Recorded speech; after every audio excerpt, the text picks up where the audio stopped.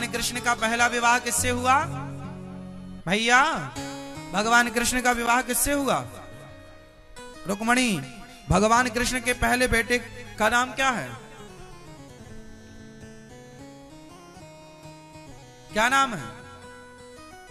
प्रद्युम्न। भगवान के कितने विवाह हुए टोटल? 108। हाँ? क्यों हुए भगवान कृष्ण कितने विवाह? हाँ भैया बताएंगे चश्मा वाले। 16,108 विवाह भगवान कृष्ण ने क्यों किए? हाँ?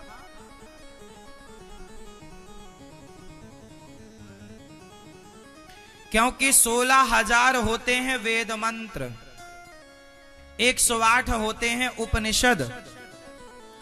तो 16,000 वेद की ऋचाएं हैं, मंत्र को ऋचाएं बोलते हैं, वेद की ऋचाएं।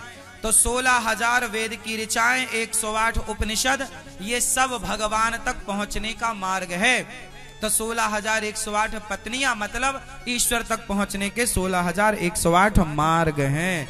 ये सब वेदोक्त प्रामाणिक। भौमासुर नाम भगवान श्री कृष्ण का दूसरा विवाह हुआ जामवंत की बेटी जाम्बवती से। तीसरा विवाह सत्यभामा से, चौथा यमुना जी से, पांचवा मित्रविंदा से, छठवां सत्या से, सातवां भद्रा से, आठवां लक्ष्मणा से। एक भौमासुर नाम का दैत्य था, उसने 16,100 कन्याओं को बंदी बना रखा था। 16,100 कन्याओं को बंदी बना रखा था। उस 16,100 कन्याओं को भगवान ने उस भौमासुर के बंधन से मुक्त किया।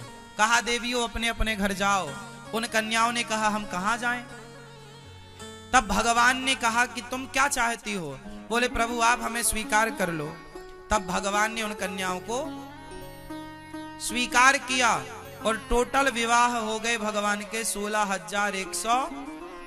तो भगवान ने जिन कन्याओं को समाज स्वीकार नहीं करता था, जिन कन्याओं को कोई स्वीकार नहीं करता था, उन कन्याओं को भगवान ने स्वीकार किया। कौन स्वीकार किया? हाँ,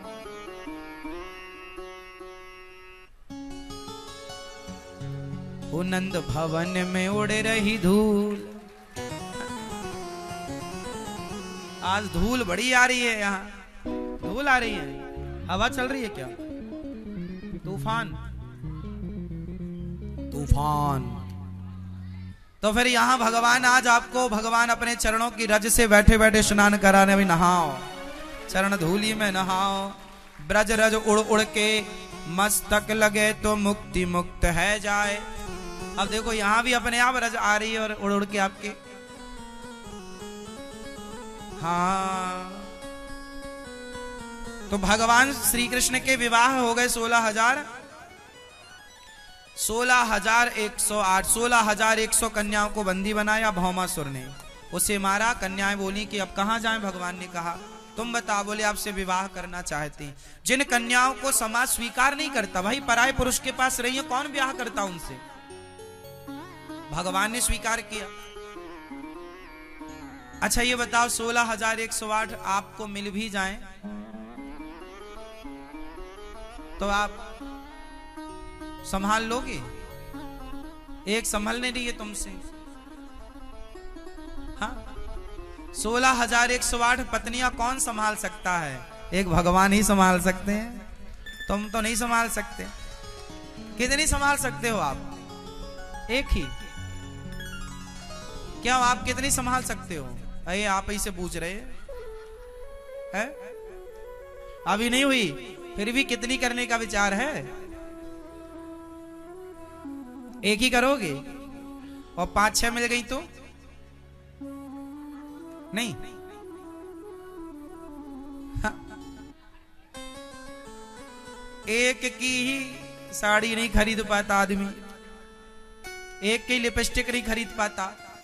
फिर तो एक बार शॉपिंग करने जाएगा तो 1,000 लिपस्टिक लानी पड़ेगी। यदि 1,000 हुई किसी की तो हाँ, बिक जाएगा।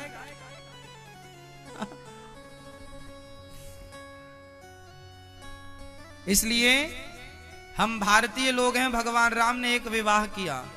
एक विवाह का मतलब होता है एक पत्नी। जो एक पत्नी में संतुष्ट हो गया वो एक से भी हो सकता है संतुष्ट, और नहीं होने वाला तो 1000 पत्नियां भी कर ले तो नहीं संतुष्ट होगा। भगवान तो भगवान है, इंसान की तुलना भगवान से नहीं हो सकती। भगवान ने विवाह क्यों किए?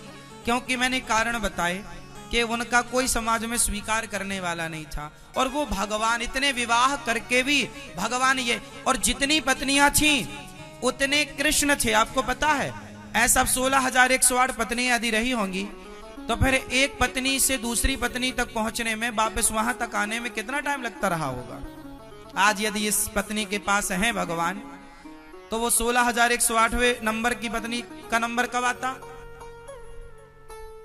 16,108वें दिन। अब सोचो कि कितने साल बाद नंबर आता। लेकिन नहीं, जितनी पत्नियां थी सबके लिए उतने महल बनवाए, और उतने कृष्ण प्रत्येक महल में भगवान श्री कृष्ण प्रत्येक पत्नी के साथ हमेशा रहते थे। ये इंसान के वश का नहीं है, ये भगवान ही कर सकते। ये बात लिखी है। जो कृष्ण पर संदेह करते हैं उनसे ये भी पूछो कि जितनी पत्नियां थी उतने कृष्ण भी तो बने। अनेक रूप रूपाय वैष्णवे प्रभु वैष्णवे। तो ये हम और आप तो कर नहीं सकते कि जितने पत्नियां हम उतने बन जाएं। ऐसे नहीं हो सकता हमारे साथ, क्योंकि हम इंसान हैं, वो भगवान है। इसलिए भगवान पर प्रश्न चिन्ह यदि कोई खड़ा करे तो उनको ये बातें आपको पता होनी चाहिए कि भाई वो जितनी पत्नियां थी उतने कृष्ण भी थे। एक समय पे अनेक रूप धारण कर लेते थे भगवान, और हर रानी के गर्भ से 10 बेटा हुए। हर रानी के गर्भ से 10 बेटा हुए।